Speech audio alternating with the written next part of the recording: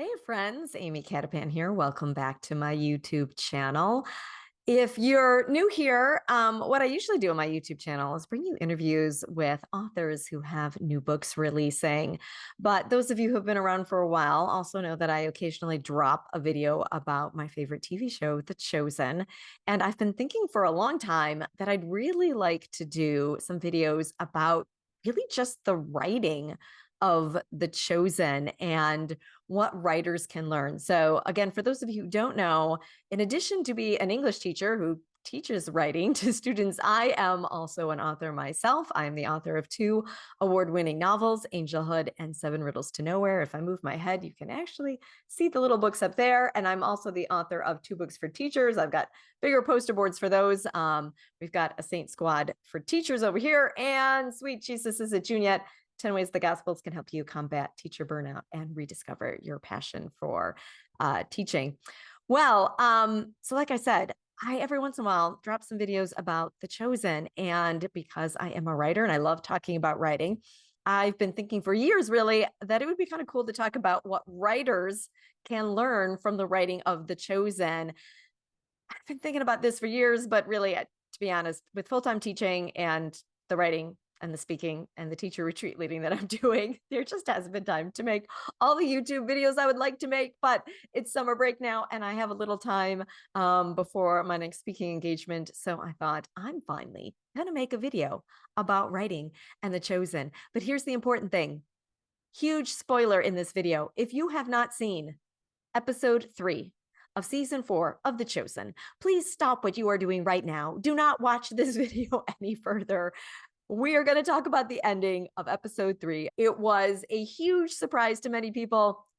It wasn't that big of a surprise to me. And why? Well, because I'm a writer and I understand, as Dallas said in a recent, actually, I think Quintus explained that Dallas said this in a recent after show.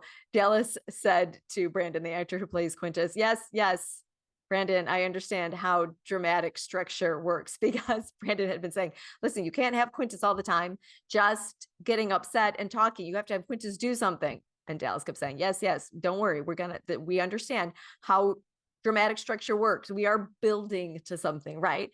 So I think any other writers who have been watching The Chosen, obviously what's going to happen with the stuff that's right in the Bible. But there's some stuff where they're filling in the gaps that aren't in the Bible. And this shocking thing that happened at the end of episode 3 of season 4 was maybe not so shocking if you, again, understand how dramatic structure works, right? Things have to get worse and worse and worse. So Quintus has to get madder and madder and madder until he does something. So we know eventually he's going to have to do something. Okay. And I actually kind of predicted what was going to happen at the end of episode 3 in one of my prediction videos. I made 2 prediction videos for season 4, one after the first trailer that came out, and then a second one after the Deliver Us trailer came out. And it was in that trailer that I really got the closest to, quite frankly, spoiling the ending for everybody. So I'm going to show you a few little clips so you can see how I predicted it. He wasn't what I expected. What's so important? Feels like the beginning of something. War, maybe. Quintus is going to do something evil in this season. I still know what it is. If you saw my previous reaction trailer, I fear he's going to harm or kill or even have Gaius be killed, because he's going to be so upset. But Quintus is going to do something really evil. All right. I was right. Quintus is going to do something really evil, right? I had talked about it a little bit in my first prediction video, and here I'm even more exacting about it. I thought maybe it would be Gaius, right? So heading into watching episodes 1 through 3 in the movie theater, I actually had it down to Gaius was going to kill, Quintus was going to kill either Gaius or Rama. Okay, now, all right. So from the video, you can see where like Quintus is kind of roughing up Gaius a little bit. So you could see where that would come in. Of course, we all knew that Gaius was going to be the one whose son Jesus healed. So as I was watching episodes 1 and 2, and Jesus hadn't healed Gaius's son yet, I was like, well, guess it's not going to be Gaius that Quintus kills. Quintus can't kill Gaius before this happens. And I knew enough that other people had already seen episodes 1 through 3 and was like, oh, the end of episode 3 is shocking. I was like, okay, then this is it. This is when Quintus is going to do that something evil. And it can't be kill Gaius if Jesus hasn't healed his son yet. So that left only Rhema. Now you might be thinking, how on earth did I come up with Rhema? Because if you saw my first prediction video, I actually had this theory that maybe Salome would die, because I just thought, oh, that could be an interesting thing that would lead into John being at the cross with Mother Mary, and then Jesus giving him to Mary as his mother and giving Mary John as her son. Like that might make sense. But then a priest friend of mine reminded me that it actually says in at least one of the gospels that Salome is also there. So I'm like, oh, whoops, I guess that's not going to be Salome. So then again, how did I come up with Rhema? Well, let's watch some more of my second prediction video, the one that came out with the Deliver Us trailer.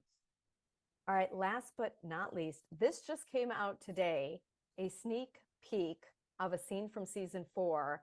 And it was rather serendipitous because I was thinking earlier today as I was making my bed about how many times the cast has said, you guys aren't ready for what's going to happen in season 4, and bring all the Kleenex to the theater for season 4. And I keep thinking, well, what are they going to do that's going to, like, we are not prepared for? We're prepared for the death of Lazarus. We're prepared for the death of John the Baptist.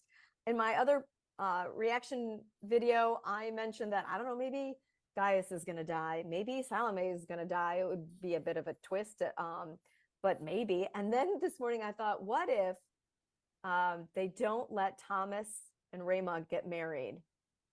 What if something even happens to Rhema? Or like her dad finally gives in, and then something happens to her and they can't get married. Oh, I mean, that would be terrible. Don't do that.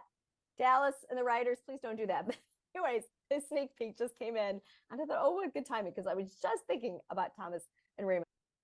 All right, well, there it is. I predicted that something would happen to Rhema. And I also predicted that it would be terrible. I even begged Dallas and Ryan and Tyler, don't do it. Don't do it. It'll be terrible if you do. Prediction correct. It has really devastated people. It's funny because, I saw reactions from people after it came out in the movie theater, and now that it has streamed and it's on the app, I'm seeing reactions again on social media from people who are seeing it for the first time, and they're devastated and they're so upset. And I'm like, yep, I predicted it would be bad if they did something to Thomas and Rhema. What I hadn't really put together were those two pieces. I knew Quintus would do something terrible, and it was quite possible Quintus was going to kill somebody, and that something could happen to Rhema. I just didn't put the two and two together that it would be Quintus killing Rhema. But there it is. So again, it's all about dramatic structure. It's all about writing in such a way that you care about the characters. There's a great screenwriting book I have up here. For those of you who are interested in screenwriting, if you haven't read Blake Snyder's Save the Cat, the title comes from this idea that you have to care about the person, and you have to have the person do something like save a cat that makes them empathetic, right? And what Dallas and Tyler and Ryan have done here is created very empathetic characters. We fell in love with these characters of Thomas and Rhema, and we wanted something to happen to them, right? We wanted them to get married, right? But again, those of us who've read the Bible, there's no mention of a Rhema. So you kind of had to start thinking, well, something's gotta happen to Rhema, because otherwise you would think we might know. The only apostle we know for certain was married was Simon Peter, because there's a story about Jesus healing his mother-in-law. The rest of them, there's no definitive answer. I believe Catholic Church teaching is that the rest weren't married. I'm not an expert on that. But you would think if there had been a wedding in the middle of it, that may be right. That kind of story might have ended up in the Bible. Again, I know they're coming up with these plausible ideas. It's plausible. One of them was engaged, right? At some point. It's all plausible, but you kind of also had to start thinking something has to happen to Rama before the whole ministry thing really, really kicks in. So there's falling in love with characters and knowing that our emotions are going to be played with. This thought occurred to me recently too.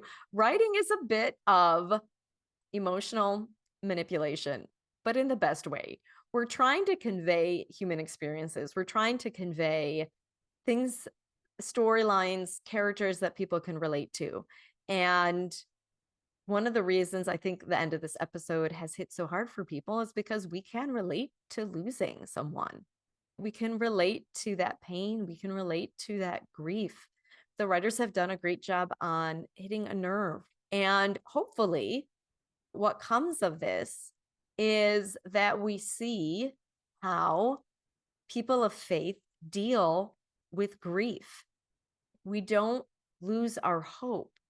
Our hope is in what's to come. That's why, again, this is masterful writing, because this is happening in the season. Spoiler alert, in case you didn't figure it out, this is going to be the season where Jesus raises Lazarus from the dead. And it might seem cruel to have Thomas watch Jesus raise a friend from the dead when he didn't raise Rama, but not everyone gets healed in real life. We do lose people. And we need this story to help us see how people of faith can stay with God. That's the last thing Rama says to Thomas. Stay with him. Stay with Jesus. Like she's telling him, don't let this lose your faith, be the reason you lose your faith. Stay with him. And it's through staying with him that Thomas's heart is going to be healed eventually. Like, again, spoiler, if you've read the book, Thomas becomes doubting Thomas. Again, this is great writing. They're giving a plausible backstory for why Thomas may have doubted, even though he saw the raising of Lazarus, that he might doubt Jesus being raised from the dead, right? Sure, he raised Lazarus from the dead, but he didn't raise Rama from the dead. And so can he really raise himself, right? There's still that little piece of doubt in his mind. Again, if you go back and you watch the episodes, you will see how it was building. I was thinking about that as I was watching episodes 1 through 3. I was like, there is a lot about this Rama and Thomas business going on. Like things have been pretty quiet at the end of season 3, and season 4 starting off here with lots of Thomas and Rama kind of woven into the rest of the storyline. And again, that was me then sitting in the movie theater thinking, well, this is it. It's going to be Rama. Rama's going to be the shocking death here. So that when we got to the end of the episode, it was just a matter of how was it going to happen, and when exactly was it going to happen. So I ended up not being so shocked by the ending. Maybe that's a good thing for me, because I was able to take the ending better than I think a lot of people are able to take the ending. It's still obviously, very sad. And, we love the character, and it would be cool if somehow they're able to do some flashbacks or something that involve her. But that's just a testament to the good writing. The fact that we want to see her again means that they wrote a great character. The actress did a great job portraying that character, and our hearts are right there with Thomas when he loses her. So anyways, that is how I predicted the ending of episode 3. And it was not so shocking for me. Do you like hearing about the writing of the Chosen? Is this something I should be doing some more videos about? Let me know, because there are some other things we could be talking about how well the show is written and what writers can learn in terms of character development and plot. I'll be honest, sometimes there are things that as a writer, while I'm watching it, I watch and I think, oh, I would have written that a little bit differently, or I would have rearranged that plot a little bit. But so much is so well done. And sometimes I don't even understand the decisions they make until you see more episodes, right? This is the beauty of a multi-season show, is every episode is just a piece. And sometimes you have to wait and you have to see the bigger plot arc happening here to understand why they made the decisions that they made. So let me know if you'd like to see more videos like this. In the meantime, enjoy the rest of season 4, and I'm sure I'll be back again with predictions about season 5 and where you might catch me in season 5, episode 1. That's right. You might see this mug hanging over Jesus's shoulder in the background. Episode 5, season 1.